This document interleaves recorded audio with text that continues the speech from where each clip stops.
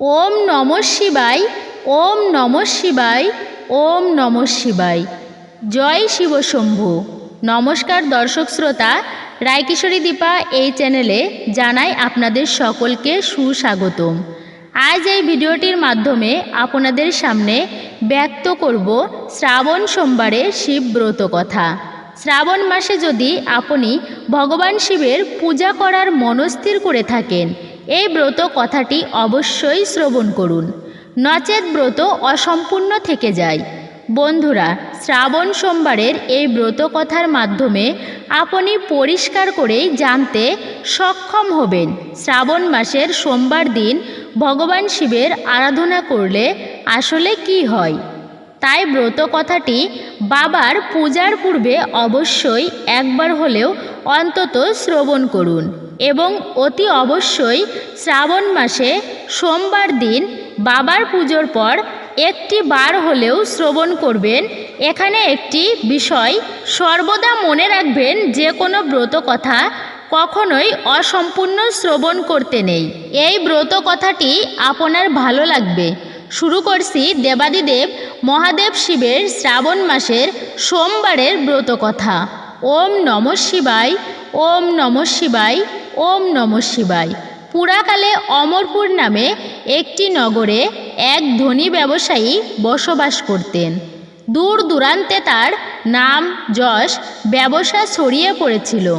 ঐশ্বর্য, যশ, মান, সম্মান সব কিছুই থাকা সত্ত্বেও সেই ব্যবসায়ী ছিল অত্যন্ত দুঃখী একজন মানুষ। কারণ তিনি ছিলেন নিঃসন্তান। দিনরাত তিনি একটি বিষয়ে চিন্তা করতেন যে তার এই বিপুল ঐশ্বর্য, ধন সম্পদ তার মৃত্যুর পর কে দেখভাল করবে। তাই সন্তান লাভের আশায় তিনি সমস্ত কিছুই করতে রাজি ছিলেন। তিনি একদিন জানতে পারলেন যে শ্রাবণ মাসের সোমবার দিন যদি ভক্তি নিষ্ঠা সহকারে দেবাদিদেব মহাদেবের আরাধনা করা হয়, তাহলে ভোলেনাথ শিব ভক্তের সকল মনস্কামনা পূরণ করেন। যথাবিধি মেনে সন্ধ্যাবেলায় তিনি শ্রাবণ মাসের সোমবার দিন ভগবান শিবের অত্যন্ত নিষ্ঠা ও ভক্তি সহকারে পুজো করলেন। একবার নয়, শ্রাবণ মাসের প্রত্যেক সোমবার দিন তিনি বাবার পূজায় নিজেকে নিয়োজিত করলেন। ব্যবসায়ীটির নিষ্ঠা ও ভক্তি দেখে শিবজয়া পার্বতী ভগবান শিবজিকে বললেন, হে প্রাণনাথ, এই ব্যবসায়ী আপনার একজন সত্যিকারের ভক্ত। শ্রাবণ মাসের প্রত্যেকটি সোমবার দিন সে যথাবিধি মেনে আপনার পূজা করছে। তাই এই ব্যবসায়ীর মনস্কামনা আপনার অবশ্যই পূরণ করা প্রয়োজন। ভগবান শিব দেবী পার্বতীর কথা শুনে প্রথমে সামান্য হাসলেন, তারপর বললেন, হে পার্বতী, এই সংসারে সমস্ত ব্যক্তিকেই নিজের কর্ম অনুসারে ফল প্রদান করা হয়ে থাকে। মানুষ যেমন কর্ম করবে তেমনই তার ফল পাবে। ভগবান শিবের এই কথা শোনার পরেও দেবী পার্বতী অত্যন্ত আগ্রহের সঙ্গে বললেন, আপনাকে কিন্তু আপনার এই ভক্তের অবশ্যই মনোকামনা পূরণ করতে হবে, কারণ আপনার এই ভক্ত অন্য 5 জনের থেকে অনেকটাই আলাদা।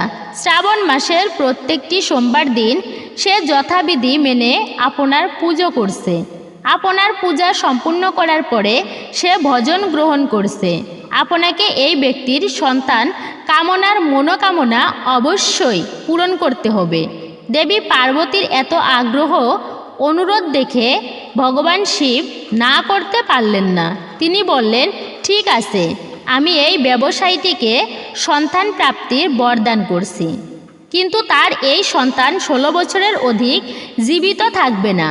শ্রাবণ মাসের এই সোমবার ব্রত শেষ হওয়ার পর সে ব্যবসায়ীটি সেই রাত্রেই ভগবান শিবের স্বপ্নে দর্শন করলেন। স্বপ্নে ভগবান শিবজি তাকে পরিষ্কার করেই জানালেন যে তাকে পুত্র সন্তানের বরদান তিনি করছেন, তবে তার এই পুত্র 16 বছর পর্যন্ত কেবল জীবিত থাকবে।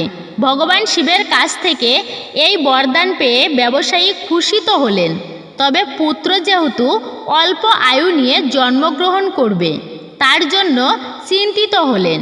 বেশ কয়েক মাস পর তার একটি ফুটফুটে সুন্দর পুত্র সন্তান জন্ম নিল। ব্যবসায়ীটির ঘর খুশিতে ভরে গেল। যথেষ্ট ধুমধামের সঙ্গে এর জন্য উৎসবের আয়োজন করা হলো।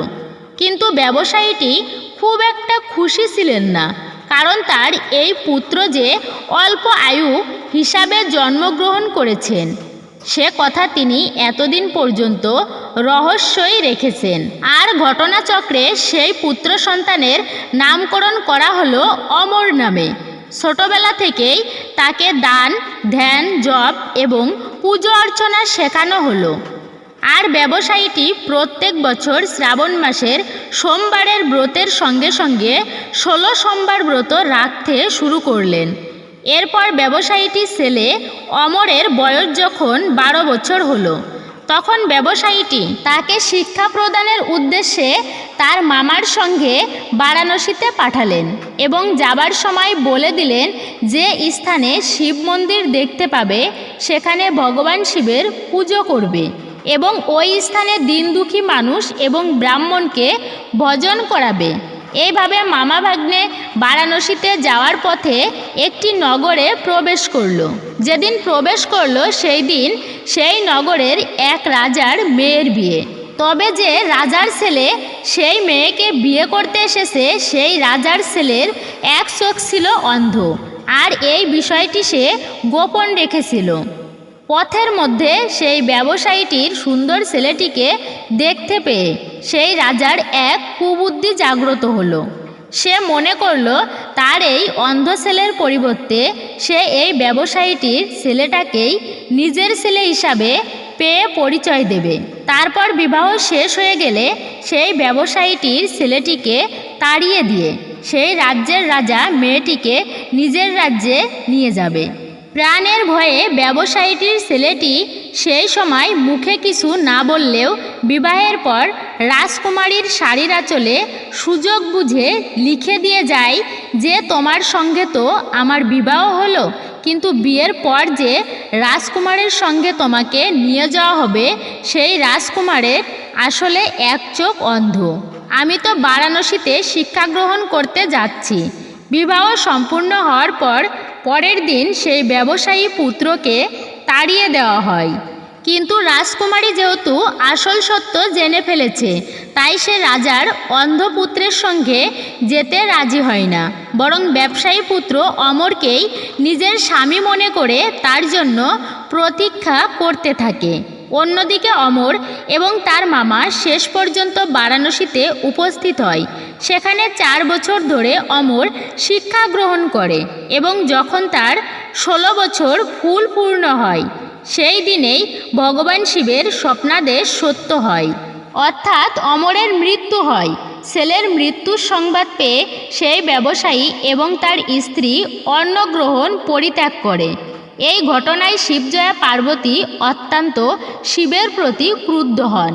তিনি ভগবান শিবের উদ্দেশ্যে বলেন, যে ব্যক্তি আপনার সারা জীবন ধরে নিষ্ঠা ও ভক্তি সহকারে পুজো করল, যার পুত্র একইভাবে আপনাকে পুজো করে আসছে, তার প্রতি আপনি এইরূপ বিরূপ হলেন কিভাবে?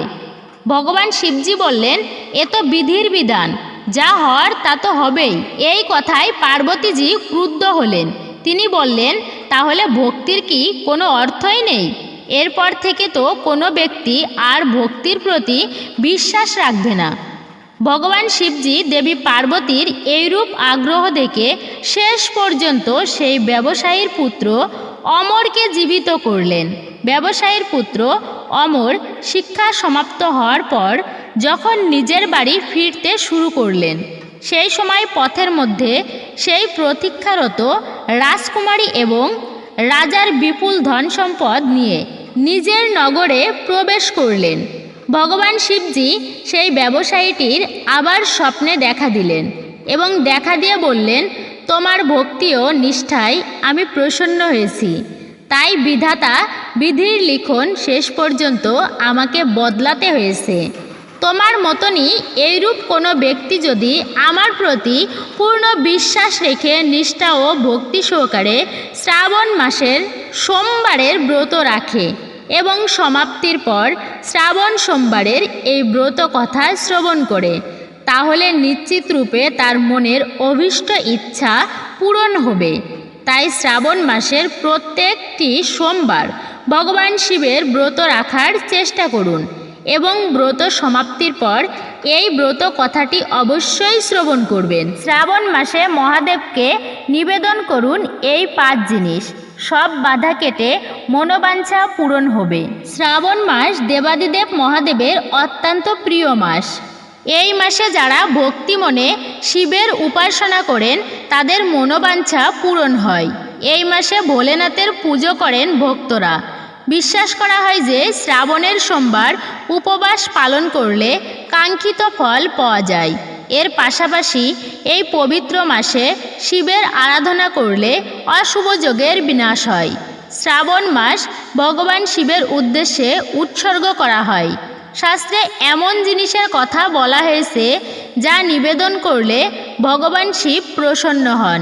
এই জিনিসগুলি মহাদেবকে নিবেদন করা হয়, তাহলে ভক্তের প্রতিটি ইচ্ছা পূরণ হয়। জানুন শিবকে কি কি অর্পণ করলে তুষ্ট হবেন তিনি। শিব পুজোয় লাল ডাঁটাযুক্ত ধুতুরাও দেওয়া হয়। আকন্দ ফুল, আকন্দ ফুলও ভগবান শিবকে নিবেদন করা হয়। শিবপুরাণ অনুসারে লাল এবং সাদা আকন্দ ফুল অর্পণ করলে মোক্ষ লাভ হয়। মূল ফটকে এর গাছ লাগানোও খুব শুভ বলে মনে করা হয়। স্বামী পাতা, ভগবান শিবের পুজোও স্বামী পাতা দেওয়া হয়। স্বামীকে ভগবান শিবের গাছ মনে করা হয়, তাই শিবলিঙ্গে পাতা অর্পণ করলে ভোলেনাথের পাশাপাশি শনিদেবও প্রসন্ন হন। শনির ধাইয়া ও সাড়ে সাথী চলছে এমন ব্যক্তিরা এটি শিবলিঙ্গে অর্পণ করতে পারেন। বেলপাতা, যদি জীবনে কোনো সংকট দেখা দেয় বা কোনো কাজেও বাধা আসে, তাহলে অবশ্যই ভগবান শিবের উদ্দেশ্যে বেলপাতা নিবেদন করুন। শাস্ত্রমতে বেলপাতার মূলে স্বয়ং ভগবান শিব বাস করেন। ভাং, ভাং ভগবান শিবের খুব প্রিয়। এটি একটি নেশাজাতীয় উদ্ভিদ হলেও আয়ুর্বেদের পাশাপাশি শিবের পূজাতে এবং বিশেষ গুরুত্ব দেওয়া হয়েছে। শ্রাবণে ভাং দিয়ে শিবকে সাজিয়ে কাঙ্ক্ষিত বর পেতে পারেন। পুরাণ মতে শ্রাবণ মাসেই সমুদ্র মন্থন ঘটেছিল। সেই সময় মহাদেব হলাহল বিষ পান করেছিলেন। সেই সময় বিষের তেজে তার শরীর নীল হয়ে যায়, তাই শিবের আর এক নাম নীলকণ্ঠ। সেই সময় দেবী পার্বতী তার স্তন দুগ্ধ পান করিয়ে দেবাদিদেবের সমস্ত জ্বালা প্রশমন করেছিলেন। এইভাবেই সৃষ্টির রক্ষা করেছিলেন মহাদেব, তাই তাকে সৃষ্টির রক্ষাকর্তাও বলা হয়। জেনে নিন শ্রাবণ মাসে ভোলেনাথের আশীর্বাদ পেতে কি করবেন আর কি করবেন না। শ্রাবণ মাসের গুরুত্ব। পৌরাণিক বিশ্বাস অনুসারে শ্রাবণ মাসে মহাসমুদ্র মন্থনের সময় ভগবান শিব বিষ পান করে গলায় নিয়েছিলেন, যার কারণে তাকে নীলকান্তও বলা হয়। এই ঘটনাকে স্মরণ করার জন্যই ভক্তরা শিবলিঙ্গে জলাভিষেক করেন এবং শ্রাবণ মাসে উপবাস করেন। শ্রাবণ মাসের প্রতি সোমবারকে বলা হয় শ্রাবণ সোমবারী, যা শিব ভক্তদের জন্য অত্যন্ত গুরুত্বপূর্ণ। এই দিনগুলিতে ভক্তরা উপবাস পালন করেন এবং শিব মন্দিরে যান এবং প্রার্থনা করেন। শাস্ত্রে বলা হয়েছে যে এই মাসে শিবের উপাসনা করলে বিশেষ ফল পাওয়া যায়। এটা বিশ্বাস করা হয় যে শ্রাবণের সোমবার উপবাস করলে মানুষের সমস্ত ইচ্ছা পূরণ হয় এবং জীবনে সুখ সমৃদ্ধি আসে। এই মাসে যোগব্যায়াম ও ধ্যানের বিশেষ গুরুত্ব রয়েছে। এই সময়টিকে আত্মশুদ্ধি ও মানসিক শান্তি অর্জনের জন্য উপযুক্ত বলে মনে করা হয়। শ্রাবণ মাসে কানওয়ার যাত্রা ও বিশেষ গুরুত্ব রয়েছে। কানওয়ারিরা দীর্ঘ ভ্রমণে গঙ্গা জল বহন করে এবং শিবলিঙ্গের অর্পণ করেন। এই যাত্রা ধর্মীয় উদ্দীপনা এবং শিবের প্রতি ভক্তির প্রতীক। পুজো ও উপবাস। শ্রাবণ মাসের সোমবার উপবাস করা এবং শিবলিঙ্গে জল, দুধ ও বেলপাতা নিবেদন বিশেষ ফলদায়ক। এই সময়ে ভগবান শিবের পুজো করা এবং মহামৃত্যুঞ্জয় মন্ত্র জপ করা খুবই উপকারী। দান। এই মাসে দান খয়রাতেও বিশেষ গুরুত্ব রয়েছে। খাদ্য, বস্ত্র এবং অর্থ গরিব এবং অভাবীদের দান করা উচিত। এটি আধ্যাত্মিক সুখ এবং পুণ্যের দিকে পরিচালিত করে। সৎসঙ্গ ও কীর্তন। শ্রাবণ মাসে সৎসঙ্গ ও ভজন কীর্তনের আয়োজন করতে হবে। এতে মানসিক শান্তি ও আধ্যাত্মিক উন্নতি হয়। মিথ্যা ও সহিংসতা এড়িয়ে চলুন। এই মাসে মিথ্যা কথা বলা, মিথ্যা অভিযোগ করা ও হিংসা করা থেকে বিরত থাকতে হবে। শান্তি, সত্য ও ভালোবাসার অর্চনা এটাই সময়। অপরাধ এবং অনৈতিক কাজ। এই মাসে যে কোনো ধরনের অপরাধ, অনৈতিক কাজ ও প্রতারণা থেকে বিরত থাকতে হবে। এটি ভগবান শিবের আশীর্বাদ নিয়ে আসে এবং জীবনে সুখ ও সমৃদ্ধি নিয়ে আসে। শ্রাবণে শিবের আরাধনার মাসে বাড়িতে কোন কোন গাছ লাগানো শুভ জানুন বাস্তুশাস্ত্র মতে। শ্রাবণ মাসকে শিবের মাস বলে মনে করা হয়। শাস্ত্রমতে এই মাসে বাস্তুশাস্ত্র মতে বহু ধরনের টিপস দেওয়া হয়। বাস্তু মতে নানা ধরনের পরামর্শ দেওয়া হয় সংসারের উন্নতি ও সমৃদ্ধির সাধন করতে। তেমনি শ্রাবণ মাসে বেশ কিছু গাছের কথা বলা হয়, যা শ্রাবণ মাসে বাড়িতে পুঁতলে তা সংসারে সুখ সমৃদ্ধি আনে বলে বাস্তুশাস্ত্র মতে মনে করা হয়। তুলসী। বাড়িতে শ্রাবণ মাসে তুলসী গাছ পোতা খুবই শুভ। তুলসী গাছ বাড়ির উত্তর দিকে লাগানো শুভ বলে দাবি বহু বাস্তুশাস্ত্রবিদের। এছাড়াও পূর্ব দিকে তুলসী গাছ পোতা খুবই শুভ। এর হাত ধরে ঘরে লক্ষ্মীর প্রবেশ হয়, সঙ্গে বিষ্ণুরও কৃপা আসে এই গাছের হাত ধরে। শমী গাছ। বলা হয় বাড়িতে শমী গাছের চারা থাকলে তা ফলদায়ী হয়। বাড়িতে শমী গাছ পুঁতলে তা শনিদেবের কৃপা আসে। কলা গাছ। শ্রাবণে বাড়িতে লাগাতে পারেন কলা গাছ, এতে আর্থিক সমস্যাও কেটে যায়। তবে তুলসী গাছ আর কলা গাছ একসঙ্গে লাগাতে বারণ করেছেন শাস্ত্রবিদরা। বাড়ির সদর দরজার ডান দিকে কলা গাছ পোতার কথা বলছেন বাস্তুশাস্ত্রবিদরা। এটি শুভ বলে মনে করা হয়। তো এই ছিল আজকে শ্রাবণ মাসের একটি মূল্যবান, গুরুত্বপূর্ণ ও মাহাত্ম্যপূর্ণ ভিডিও। যদি ভিডিওটি আপনাদের ভালো লেগে থাকে তাহলে অবশ্যই একটি লাইক করবেন এবং চ্যানেলটি সাবস্ক্রাইব করে আমাদের পাশে থাকার অনুরোধ জানাচ্ছি।